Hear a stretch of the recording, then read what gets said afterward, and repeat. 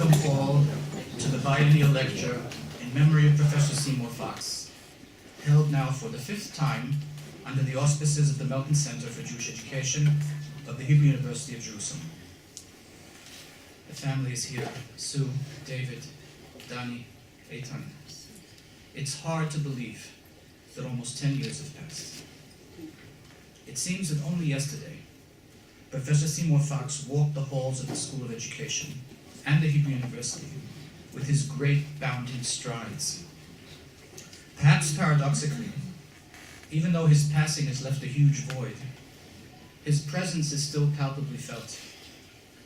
The school and the university are still suffused with his spirit. Perhaps this can serve as something of a consolation to those of us who still experience his loss constantly, day by day.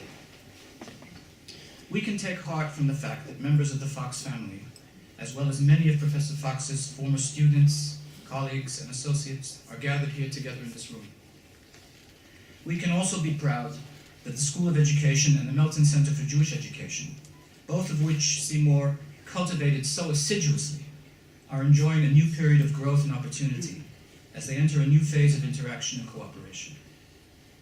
In addition, with the support of the Mandel Foundation and with the help of many wonderful people at the Mandel Leadership Institute, I've had the privilege of editing an anthology of Professor Fox's writings. It is our hope that this volume will help expose academics, their students, professionals, and others to Professor Fox's signal contribution to curriculum theory and Jewish education. All of these things give testimony to Professor Fox's continuing influence and inspire us in the work of imparting his legacy. Before I introduce our distinguished speaker, I would like to turn over the microphone to the Dean of the Faculty of the Humanities, Professor Dror Warman, who will bring greetings from the Hebrew University. Bakasha. Thank you, Professor Cohen, the head of the Melton Center, Professor Tatar, the director of the School of Education, the Seymour Fox family, some of whom I know and some of whom I do not, the faculty members of the School of Education and of the Melton Center, ladies and gentlemen. I'm honored to welcome you to the Fox Memorial Lecture and the naming ceremony of the School of Education after Seymour Fox, which will happen later today. This is the intellectual part, as I understand it, of the day's events. The memorial lecture that's been given every other year, as Professor Cohen just said. But today is not like any other year, since we're also here for the naming of the School of Education after Seymour Fox, who was its director for 14 years. I know a lot about how much he's done for the school, more than any other, I'm told, but I've never met him. I came here after he was gone. The president of the university later in the symposium will speak more about Seymour Fox. Is it Fox or Fuchs? I know that Fox. Yes. Dani goes by the name of Fuchs, correct? Okay, this is a bit confusing to me, but that's fine. And I know the president will speak more about Professor Fox in both his capacities, to which we're deeply indebted in the School of Education and in the Mandel Foundation. But I want to say something here from my own experience and relationship and perspective to this event as the Dean of Humanities, which is the reason why I'm standing here. And I'm here because formally the School of Education and the Melton Center are still under our umbrella. So I want to say briefly two seemingly contradictory things that in fact I think complement each other. I see this day and this event and the naming of the School of Education as an important stage, an important step in the greater autonomy of the School of Education. Now it's true that the humanities were developed as a curriculum in the Italian Renaissance, really as a pedagogical tool, as a pedagogical technique, and as such the whole Faculty of the Humanities is really a School of Education. I'm aware of this. But in truth, the School of Education is an independent unit, does excellent work in its own professional field, with its own great professional expertise, and to which we in the humanities mostly, we stand at the sidelines and applaud. So on the one hand, I do see this day as a step toward something that we've been talking about, that I was, actually when I was still just running for dean, has already been up in the air, a more rational institutional separation of these two respective units. But on the other hand, I also see it as a step towards greater cooperation and collaboration between these two units. In research, on many research fronts, there are interfaces between work that you do here in the School of Education and in the Melton Center and what we do. But we don't always capitalize on these as much as we should. Just today, I approved a new joint course between one of our professors in the Faculty of Humanities and Menachem Hirschman, who's a professor here at the Melton Center. More personally, recently I learned that the work perhaps closest to mine, I'm an historian of 18th century, sort of intellectual, cultural historian of 18th century Europe, and the work closest to mine in the whole of Mount Scopus was undertaken by another one of your young colleagues here in the School of Education, Tal Gilad. There are many interfaces like that, which I think we should we want to bring out more and work on. And again, I've been talking to people about how we can do this. That's as far as research goes. As far as teaching goes, there in particular, I think we actually have more to do together. In response to the public cry, what does one do with a degree in the humanities? If you know the song, what can one do with a degree in English? So it's actually true for all of us. We hear this a lot.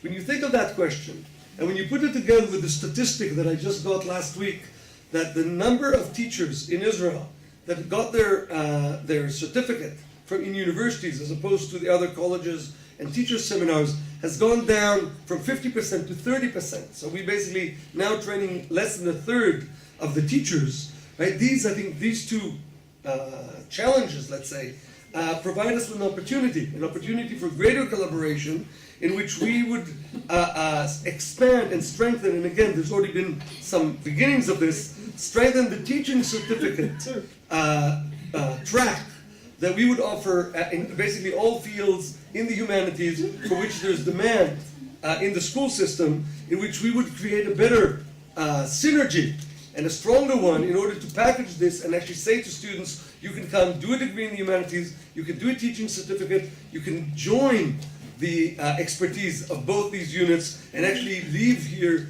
with a profession in which you help, and improve the education system in Israel overall. So basically, I expect the relationship to expand, to grow, to strengthen, even as we move institutionally into more independent ground. So I want to thank you, first of all, for inviting me to open this event, and I want to convey my special gratitude to the Fox family, in all its parts that I can see, for their continuing and generous support to us in many ways. And now I'm afraid I have to apologize and do that deanly thing in which you finish your welcome and then you have to run and do other deanly things rather than stay for intellectual events. That part of my life ended a year and a half ago and will resume when I'm done. So thank you very much and have a great event and a great lecture.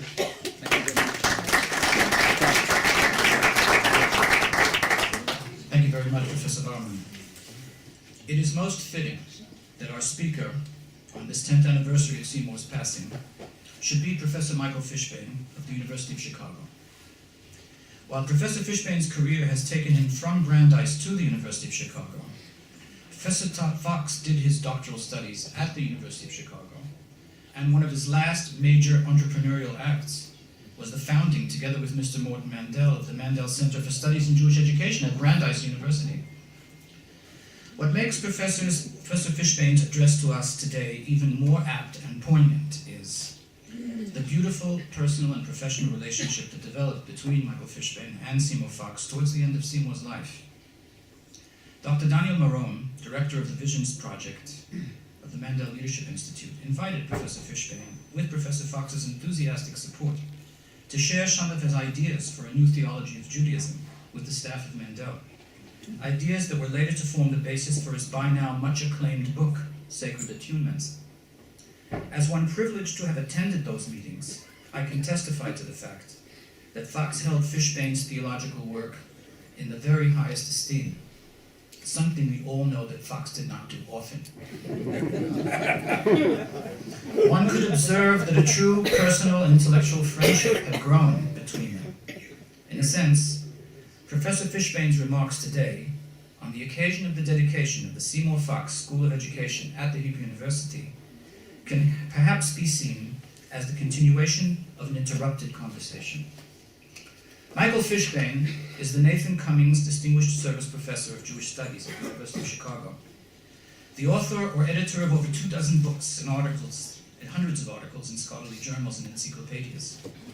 His areas of research and writing include biblical studies, rabbinic midrash, medieval biblical commentary, Jewish mysticism, modern Jewish thought, and theology.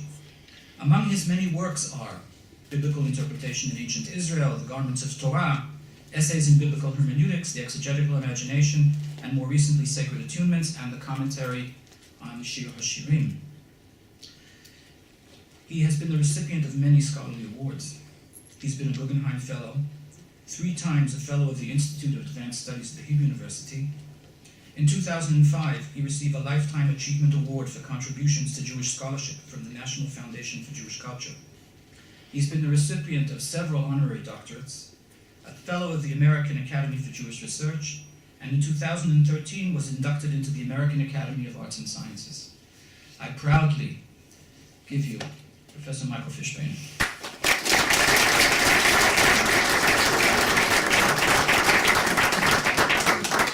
Thank you. This is such a beautiful and moving moment.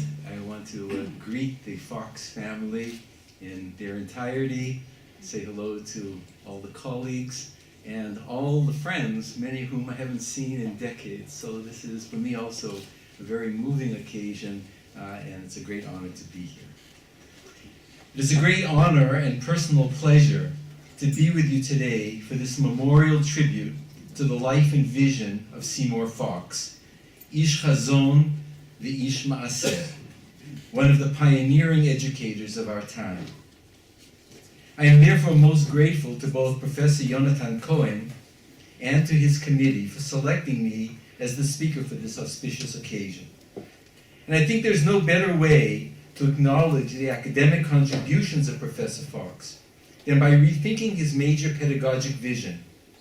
As you all know, the idea of a vision was central to Seymour's life work, since a vision gives expression to the values and guides one's actions. Or as he said, values constitute the principles that allow one's proximate ends to both mirror and anticipate one's ultimate goals. But Fox went further. In a paper entitled A Prolegomena to a Philosophy of Jewish Education, delivered here a half-century ago, he stressed the need to, quote, specify to a modern context the core principles that would help realize for new and different circumstances a culture's conception of the educated person. Note the double emphasis, the identification of values of enduring worth and their contemporary reapplication. This is the twofold challenge, and it was in the nexus of these issues that Seymour and I met and developed our friendship. More exactly, it was at the angle of differences that we had our most intense encounters. What were they? Well, one of them relates to Seymour's important Visions of Jewish Education project and to the models that were of central significance. I was a bit perplexed that the various exemplars, ancient, medieval, and early modern, were presented as self-contained ideal types without corresponding attention to more recent cases, and particularly to persons who modeled the complex hybridity and struggle for coherence characteristic of the modern self. Moreover, I thought that projecting such types as near seamless models did an injustice to the fact that cases like the Hebrew Bible or Maimonides were actually complex instances of the reinterpretation and transformation of external influences in the course of their particular formulation. In short, it behooved us to consider how these exemplars read and revised their sources, achieving new modes of coherence in the process. How one reads and integrates the past is thus vital to how the self and culture are constantly reconstituted, and studying the topic seemed to me a proximate task towards an ultimate vision of the educated Jewish person in modernity. So how could scholars and educators be honest brokers in this project? In search of a solution, we decided to study together, along with selected invitees. I would present my theories of reading informed by traditional and modern considerations, and the group would engage these matters from a personal and educational standpoint. In this way, it was hoped that the complex sensibilities of the open-minded modern person could be assessed. I can still see Seymour sitting before me with his notebook, filled with question marks and arrows circling the page, the product of the preparation the night before.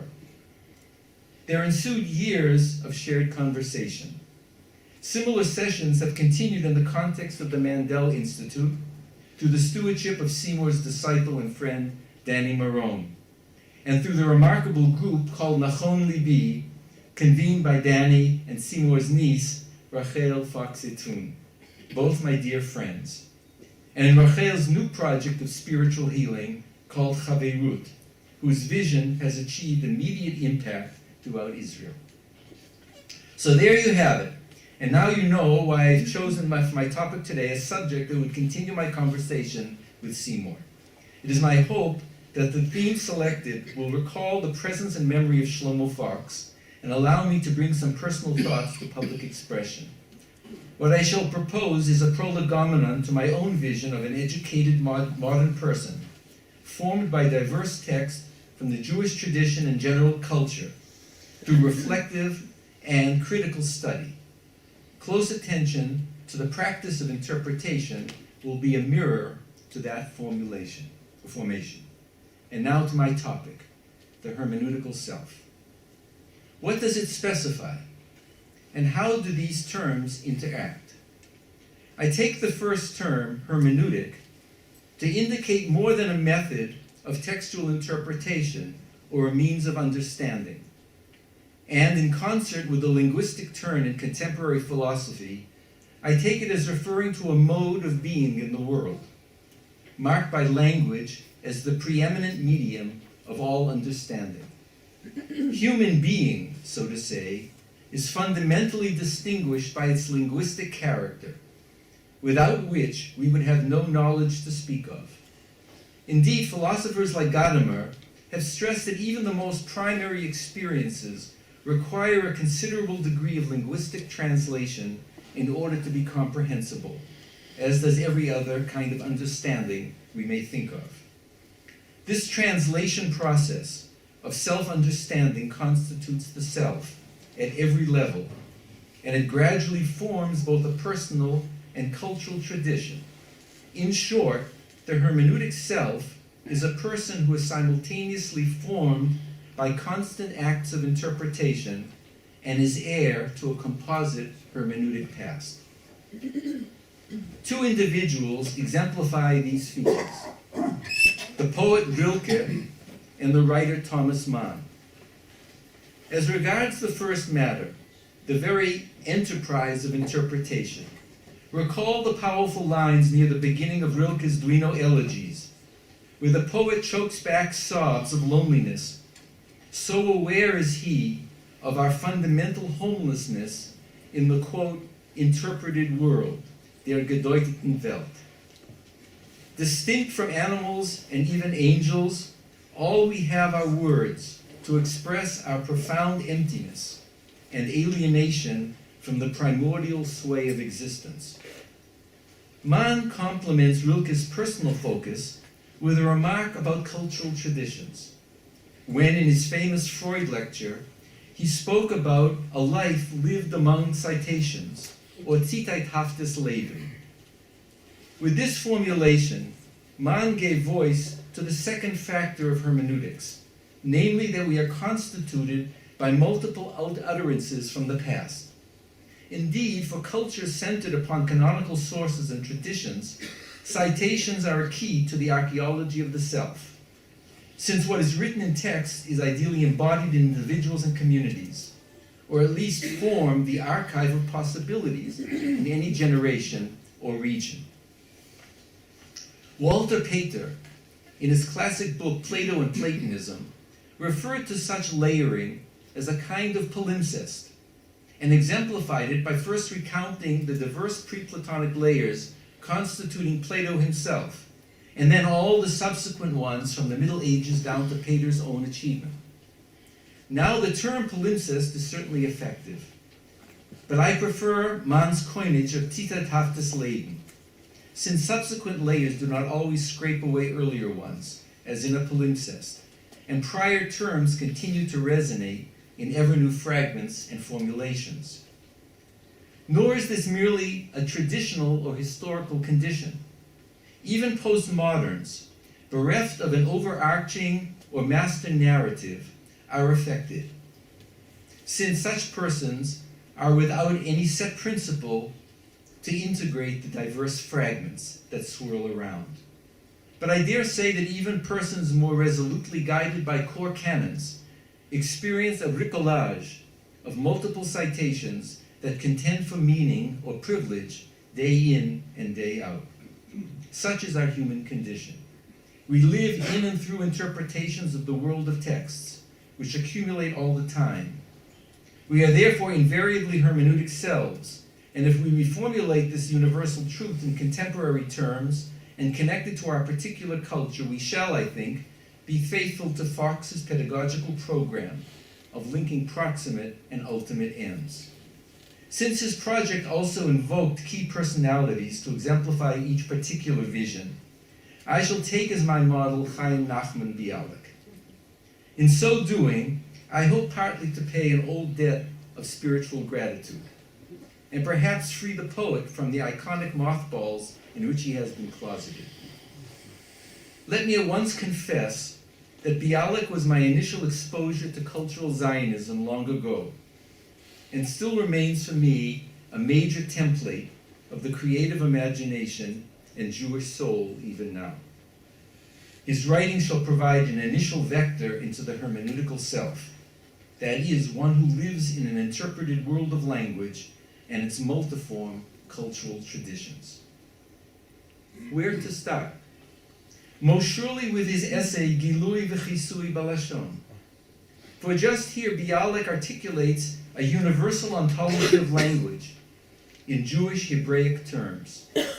In the most poignant way, he contends that the primordial and ever-new source of language lies in the fear of the abyss, in the human perception of an endless chasm, or tehom, of existence that is constantly bridged by words that seek to imitate and name the flow of things, and thereby achieve some measure of order and control.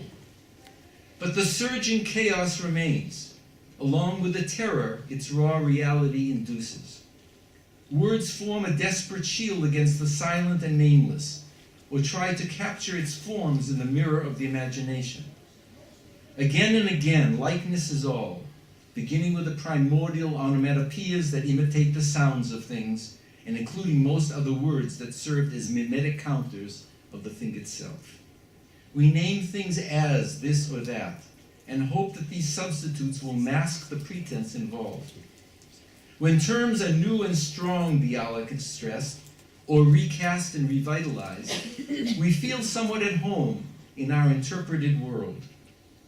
But when these terms inevitably run down and lose spiritual energy, the ever-abiding horror returns, and the effort to reground our lives in words is renewed.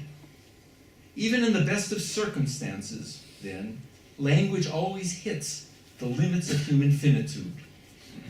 Our sense of cosmos, of a world sustained by discourse, is but an illusion spawned by mortal fear.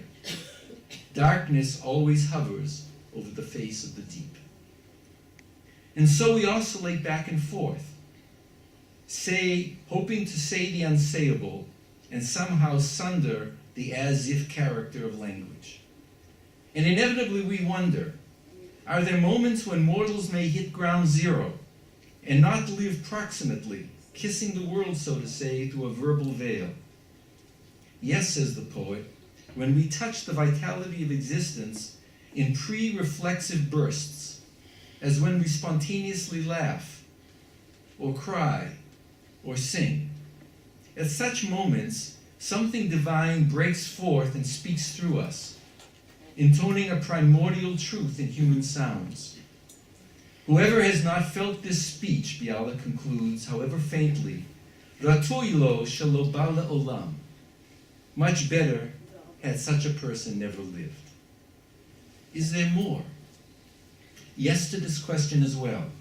For in addition to the universal hermeneutic language relationship to language and the productions of selfhood and through these verbal constructions, the accumulation of teachings and sayings that constitute a linguistic tradition combine to impact on our ongoing lives. In this sense, our lives among the cetaceans of culture is a major component of the construction of the hermeneutic self. For Jewish culture, the two primary forms of cultural identity of halacha and agadah. Bialik was a master of both genres and contributed in many ways to reconceiving and collecting examples of a citation-centered existence. He did so in three principal modes. First, in his great interpretive essay on these literary forms, he penetrated their hermeneutic core with remarkable acuity, going beyond routine characterizations and emphasizing their profoundly entwined features. Then also through his additions and annotations of these materials, most famously in his classic Sefer Agadah, but also in his jewel-like commentary on the Mishnah Seder Zra'im, and finally in his creative reworkings of Agadot about David and Solomon, as well as his own Agadot on the books of Genesis and Ruth. In all these ways, Bialik gave substance to his vision of the construction of a hermeneutical self in and through a life lived among citations, as received and as renewed. What then does it mean to become a link in a hermeneutical chain of tradition? It means, I think, to hear its varied voices as potential components of oneself. This is the enduring truth of the matter. And like our forebears, we may still come before these corpora as before anthologies of authoritative voices and pronouncements. In the case of the Mishnah, the legal rulings are routinely presented either in the name of specific teachers or apodictically. Even more fundamentally, the teachings are collated and formulated by an anonymous voice, the very person who has edited the list of citations. We thus receive that voice as the predominant one of the collection. In the case of Midrash, there is also an anonymous editor of the traditions. But now the teachings are routinely presented in conjunction with citations from Scripture, for just that is the regulating factor. Scripture contains the authoritative chain of traditions, and the voice of Moses is explicated by the rabbis in response. In both genres, there is no dialogue between the teachers, but rather the edited lists of traditions are the major element. Thus, if these collections of dicta exemplify a literary form of anthologizing well attested in antiquity, they do so in a distinctive manner and with implicit presumption, namely that these traditions report authoritative cases of normative action, legal decision, and creative interpretation of the words of Scripture, and especially that the readers of these dicta are heirs to these traditions and rely upon them for their faithful participation in the religious culture.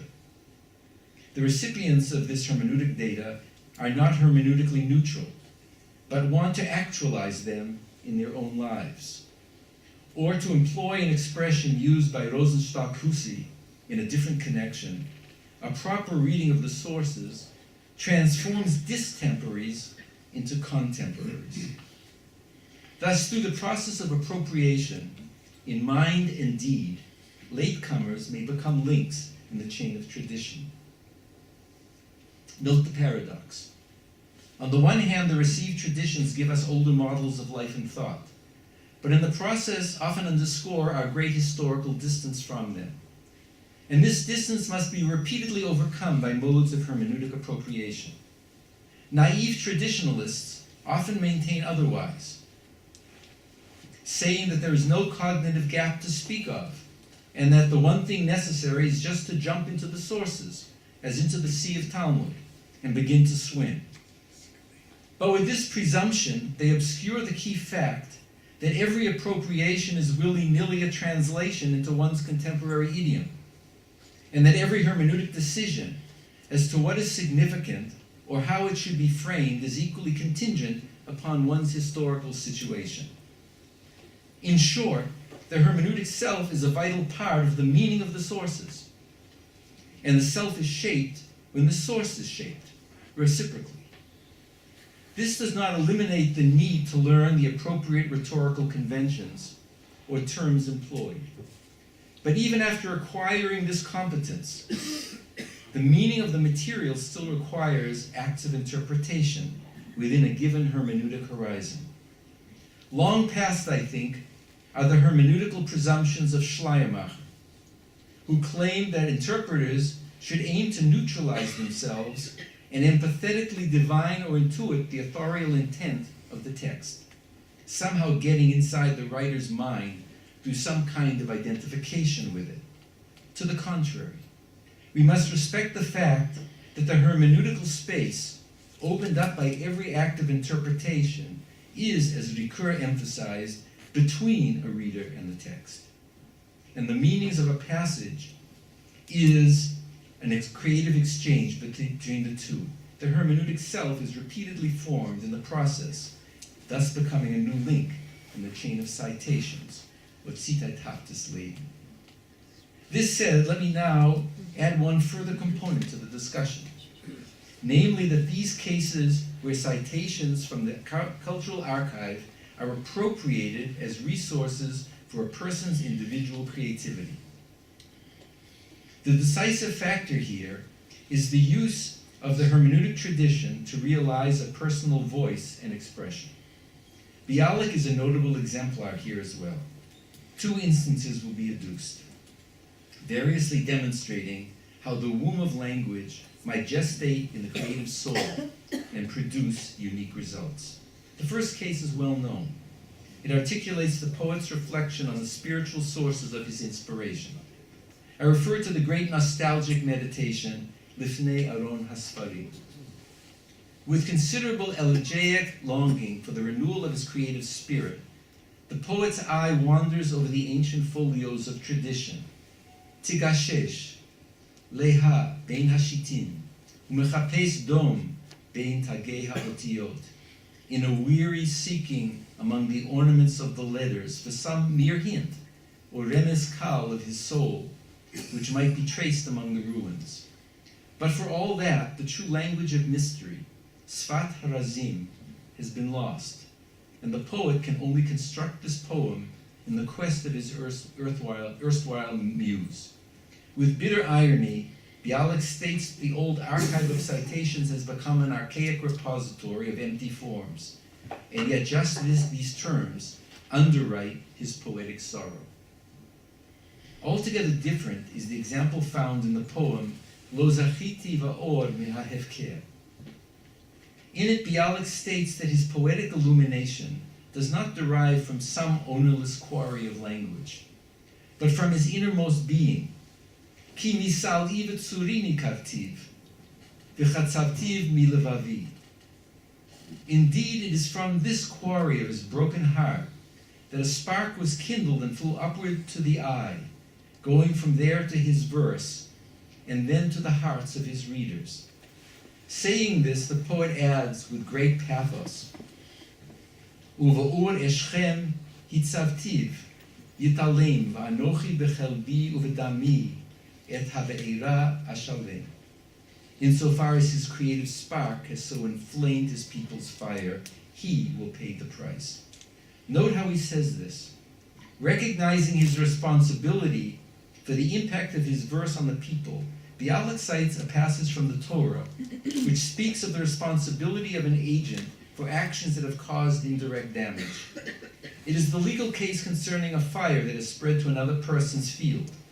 Scripture states that the igniter of the original fire is culpable in all consequences, intended or otherwise. As it says, Ki tetzei eish u'mitza'a kotzim v'ne'achal gadish u'kama o sadeh shalem yishalem hamav'ir et have'era.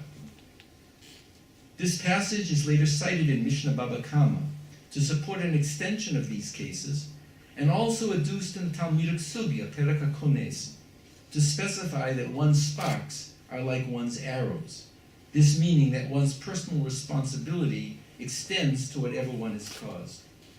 And it is just this situation that Bialik applies to himself, stating that he too will pay for his act of literary influence with his own deepest self. How remarkable. The sacred language of Scripture has been transformed here into the secular verse of the poet, and thereby the older language has been revealed anew as a holy vessel. In concise strokes, we have a striking example of the dialectic relationship between Kodesh and Chol in the renewal of the Hebrew language, of such concern to Bialik. In four short stanzas, the poet has exemplified the hermeneutic self in its various ramifications. First as a creative agent, drawing from the quarry of the inner self. Then as the recipients of the product, who are personally transformed through their active appropriation of it. And finally through a personal midrash of the scriptural text.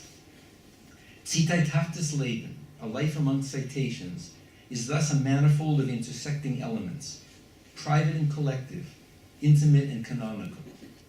In all its iterations, secular and traditional, the self is informed and transformed in decisive ways. Our poet gives us one more thing to consider, particularly crucial for our present discussion. It is found in the transcript of a lecture given in Tel Aviv, wherein he reflected on the sources that inspired his epic, Megillat HaEsh. Bialik then said, quote, "With respect to the details of the things expressed, it is possible to focus on every chapter and every sentence and to find there both hidden and revealed hints, remazim nistarim ugluyim, period. For every creative act worthy of the name can be explicated by means of the hermeneutic level of Pardes, both because life and every actual reality, gam hachayim v'gam hametziyut hamamashit, may be explicated in this same way, neitenet lehidaresh al pi hapardes." For me, this is a stunning observation. Baruch shekivanti ledarto. Why?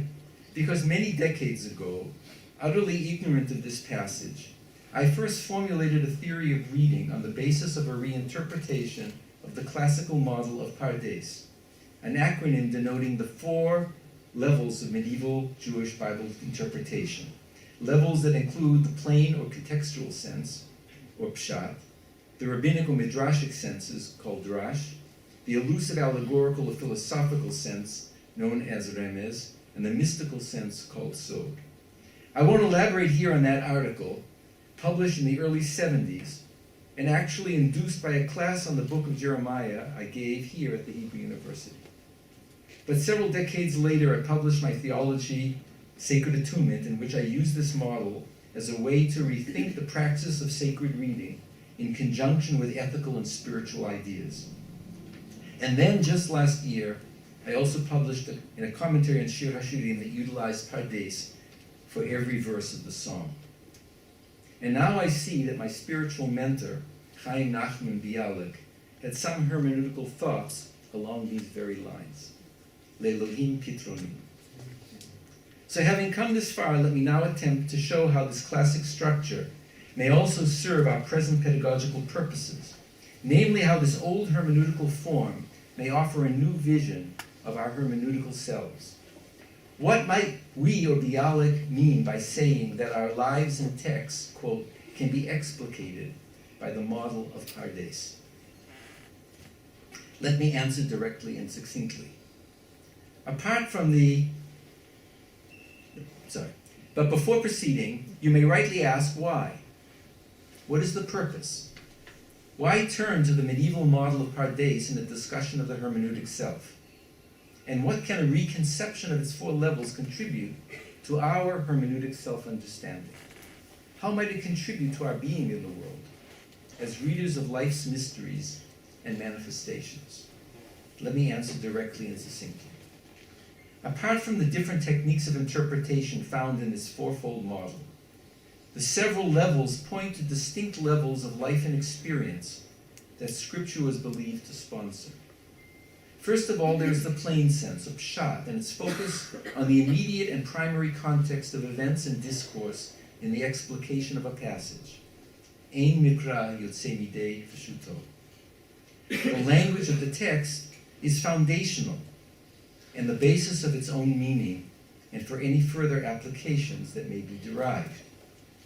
Historical life is historical life. Dialogue is dialogue. And instruction is direct and rule-bound. This level refracts a world and its happenings through the discourse and time and relationships. It is thus a mirror for our primary humanity in its multiple contexts, the one shared with all persons. But we are not solely persons who partake of a universal human condition. We are also constituted by culture and its particular language and norms and values. The level of drash marks this domain, for it is the hermeneutic vector of the patterns and performances of culture, so formidable for the constitution of our societal selves.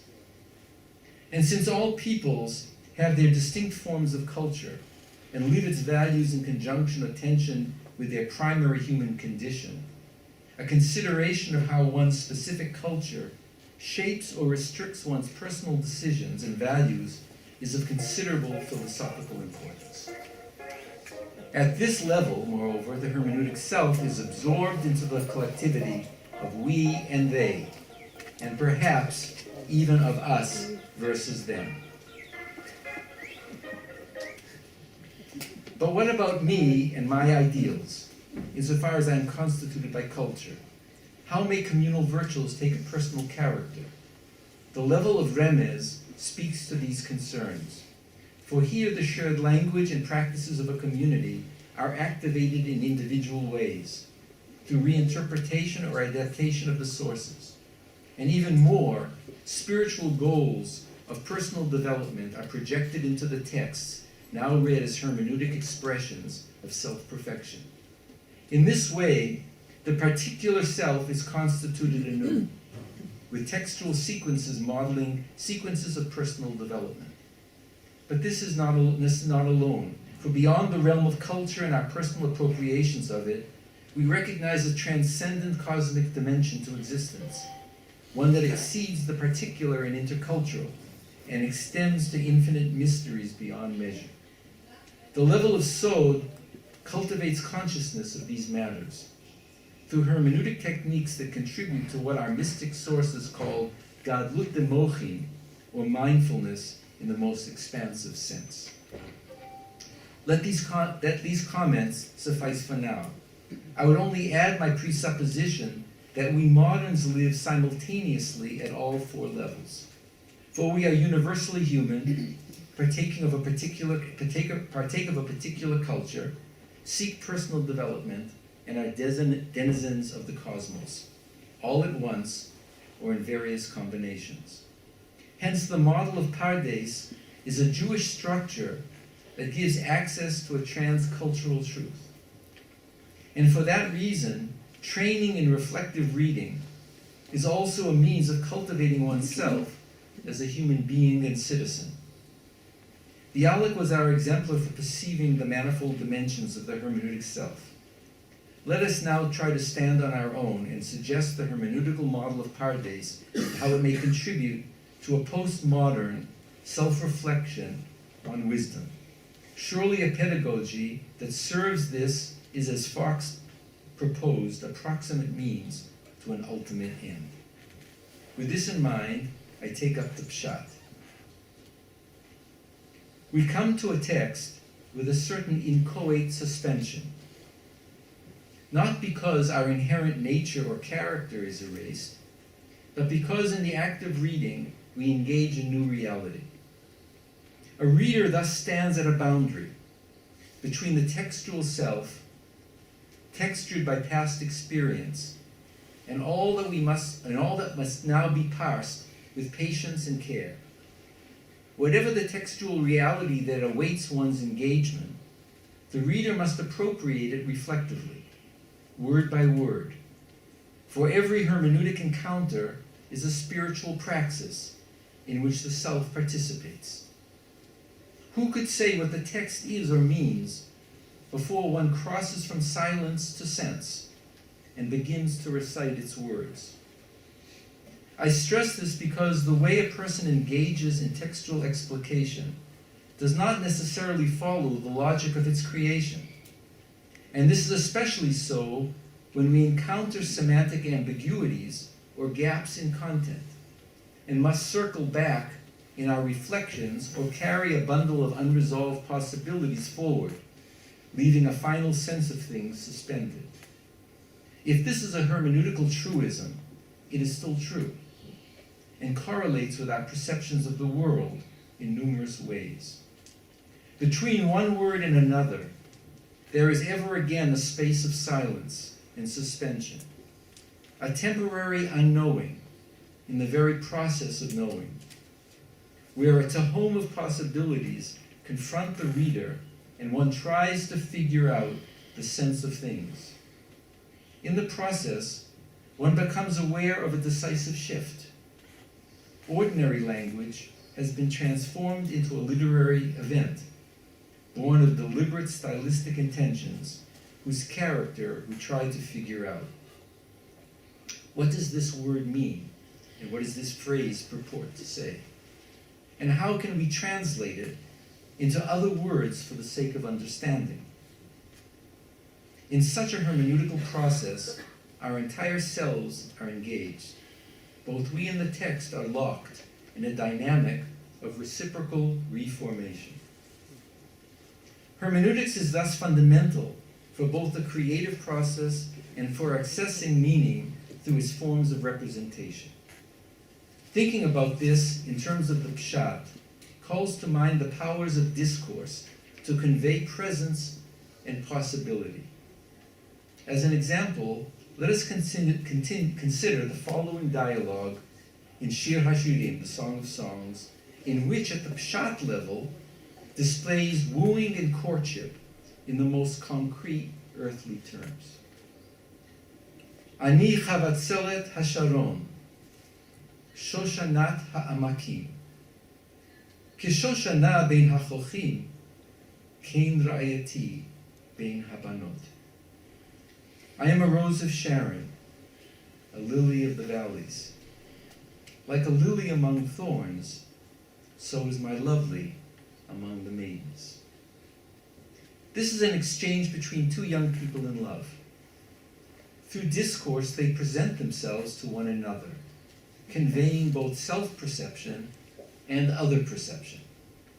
The maiden opens in the I voice and interprets herself through two conjoined figures from nature. She is, she says, both a rose and a lily, variously planted in the world. Through these tropes, she presents herself as a person wanting to be loved and seen in a certain kind of way. The figural identity is direct, with metaphorical force, and intensified by a doubling of the figure. She says it once, and then says it again, not so much citing herself as asserting her declaration in different terms. We readers who overhear her words may linger at their hermeneutic intent, wondering about the force of the metaphors, both singly and together. But the lad has no hesitation. He gets it immediately, without any exegetical lag. He takes her at her word. She is a lily. But being an other, he can only recite her words in part, through simile and assertion. His response is also notable for taking her metaphor one step further, for he confirms her statement of identity with a second-order simile, kishoshana bein hachochim, a rhetorical logic conveyed by the structure ki, kin, like so. Thus, her expression of hermeneutical selfhood is now coupled by his, an affirmation spoken in direct response. What does it mean to speak through figures? It means to convey a sense of self through images of nature, revealing thereby the culture's perceptive feel for the world and its correspondences with human life. In our first case, the flower conveys the maiden's sense of delicacy, and perhaps because the Shoshana changes hue from white to red, she hints of her blushful, nubile modesty. In the second case, The figure used by the lad zeroes in on another aspect of the flower, insofar as both the petals and its surrounding thorns are evoked as features that can explicate the relationship of the girl to her peers. Medieval exegetes picked up on this. Thus, Rashbam observed that as compared to her aromatic softness, the other girls are as dried barbs. And the Rid, Rabbi Yeshaya Ditrani, interpreted the comparative terms as highlighting the girl's exemplary nature.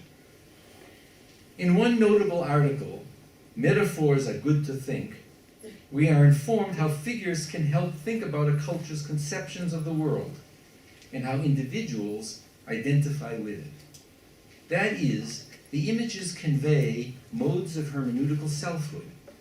That is, how the self reflects upon itself in earthly terms and also how it wants to be seen. Close attention to the figures used may therefore offer a reader a lens to perceive the constructions of self and self-expression in a text. But as noted earlier, we are not solely persons who are out there in the world trying to speak and make sense, asserting self-worth and hoping for some confirmation. We also live and love and assert value in particular cultural terms. And this is where the level of drash comes in. It helps ground us in a particular tradition and gives us a hermeneutical identity. Put plainly, the exegetical level of drash is that of cultural hermeneutics.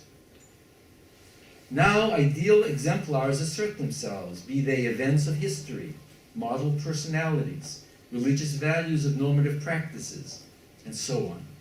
These are formulated through hermeneutic means and particular to the culture and its modes of reasoning. For classical rabbinic culture, past memories and present ideals turn to the personalities, dialogues, and figures of the Song of Songs. Its themes of love and loss, of search and recovery, served as the template for representation of the dynamics of faith, of ancient Israel and classical Judaism. As is well known, the figures and formulations of this text were recast as allegorical types, representing God, the youth, and Israel, the maiden, and their relationships.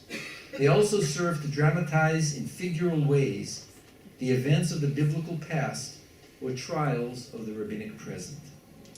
In these ways, the natural language of the texts becomes so many parables of pedagogical significance for latter-day readers. And with respect to the verses we have cited, the dialogue between the maiden and her beloved is now the voice of Knesset Israel addressing God and proclaiming her identity as a people that had been protected in the shade of divine care at the sea, having crossed over in safety and sang a song in praise of her Redeemer, a hermeneutical reconfiguration achieved by reinterpreting Chavatzelet as Chavui Batzel, hidden in the shade of God's grace, and Sharon as the Shirah, or song sung at the sea in jubilant celebration. And if we also turn to the second clause, which used the trope of a lily of the valleys, another cluster of transformations is evidenced.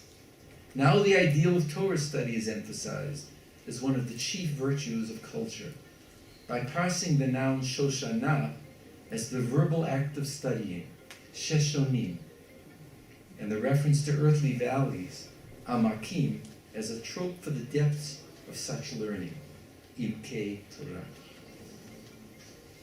Many other explanations from Midrash Shir Shurim and Lekach Tov could be added, but the point is clear. The song is now reinterpreted as a vast repository of cultural hermeneutics, corresponding to events in Scripture or values in the Jewish tradition. And the self is addressed throughout, is a cultural person that needs instruction or reinforcement. The song is thus a pedagogical prism from beginning to end, whereby hermeneutical constructions simultaneously constitute an ideal Jewish self.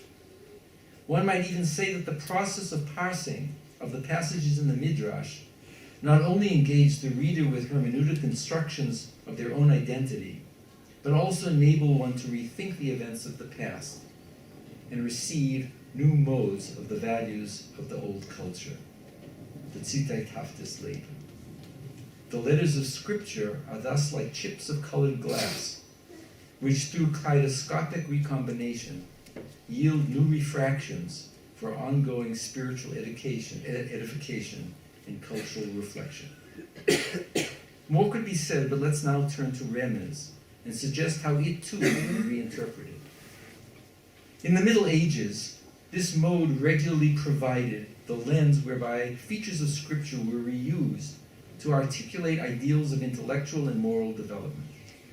The exegetical strategy is evident in numerous commentaries on the song, and demonstrate how, in addition to being a cultural self, a person may also seek in Scripture the linguistic terms for one's personal quest for philosophical or moral perfection.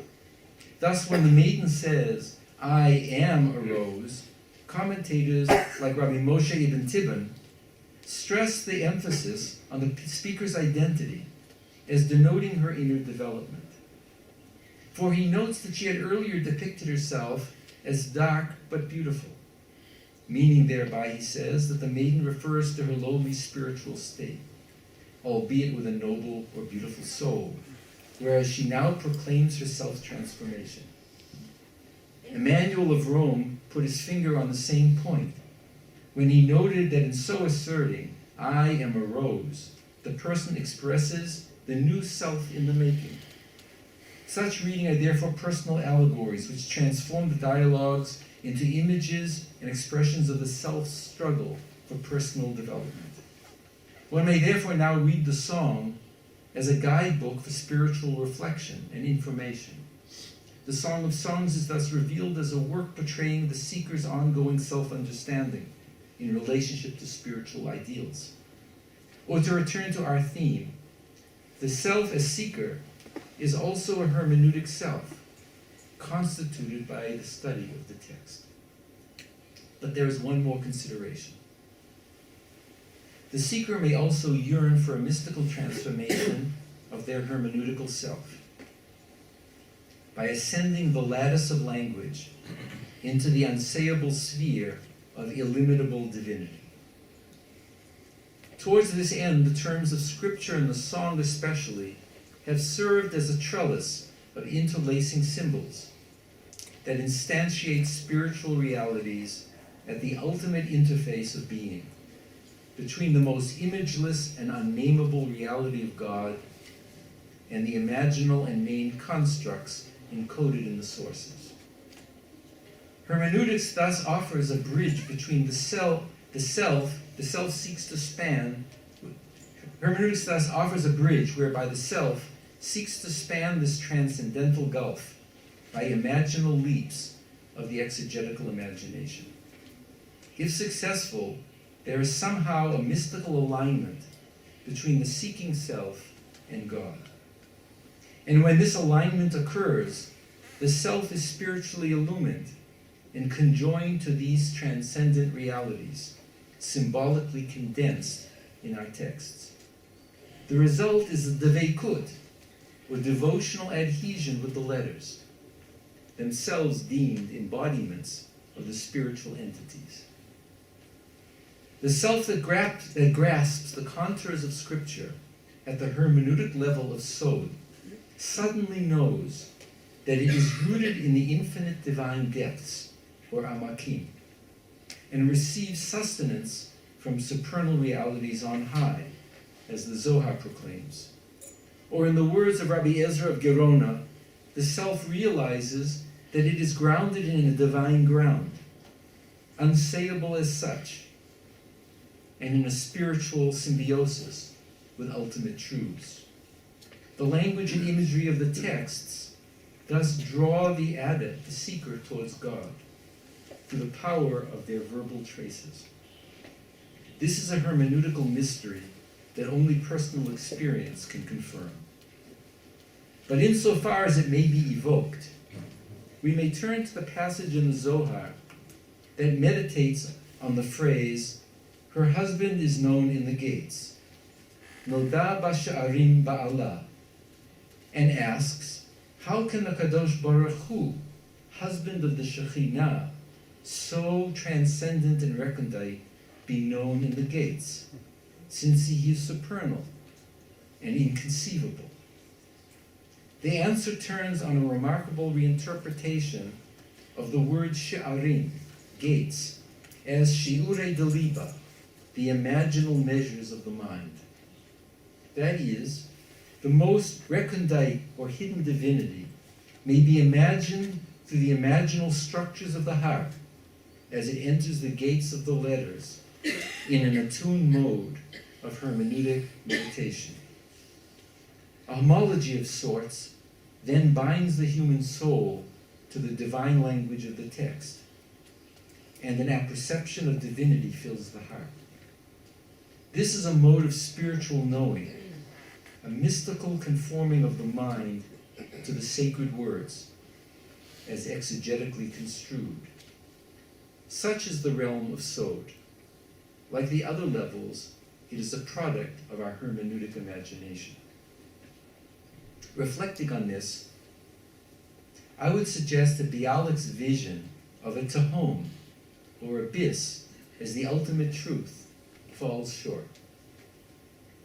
He repeats this point both at the conclusion of the essay Gilui V'Chisui and at the climax of the poem Hitzitz V'Nifka. But I must demur, inspired by comments in Midrash Breshit Rabbah and by insights of a Hasidic master. The issue turns on the words of Scripture, which say, V'ha'aretz hayeta tohu vavohu. We read that the earth was empty and void. Why this emphasis? Because our sages say the primordial earth was in a state of sorrow and woe, hayata toha uvoha, realizing that human beings, earthlings, had to labor for their sustenance, but would eventually die. So we wonder, is there more? Is finitude and labor our only fate? Is it not the case that when we are filled with wonder and awe, toheh uvoheh, the inchoate bohu of things may suddenly be revealed as having something in it, bohu, filled with spiritual potential, and that this insight might inspire our creative transformations of reality? Is the world diminished for being hermeneutically constructed by the creative imagination? Or is our life the less for being grounded in language, the language of the soul and of texts? Is it not our hermeneutic challenge to take or partake of shi'urei deliba and refashion the sights and sounds of existence? For truly our life with language and interpretation may raise us to supernal heights, even as it gives us the wherewithal to talk to one another on earth, to build culture, or even to clear our own spiritual path along the way.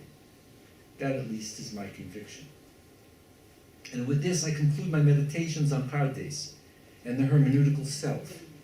It is a vision of constant reciprocal interplay. We are constituted by all four components at once, in various combinations over a lifetime. In contrast to older medieval exemplars of this exegetical complex, my proposal is not hierarchical, but comprised of dynamic simultaneity and synchronicity. We are at once, and one and the same time, creatures of the world with universal traits and tribulations, creatures of a specific culture with particular practices and ideals. And as part of that very structure of particularity, we may shape our personal identity and destiny and our ultimate ideals, all products of our finitude and fortitude. Being hermeneutical selves is therefore an inescapable destiny and shapes all our quests and quixotic broodings, such as they are or may be construed, or so I suggest. I thank you for your attention. It is an honor to participate in this tribute to our late friend and mentor, Professor Shlomo Fox. Chaval al da'avdin v'la nishkachim, ever lamented, but still with us in spirit.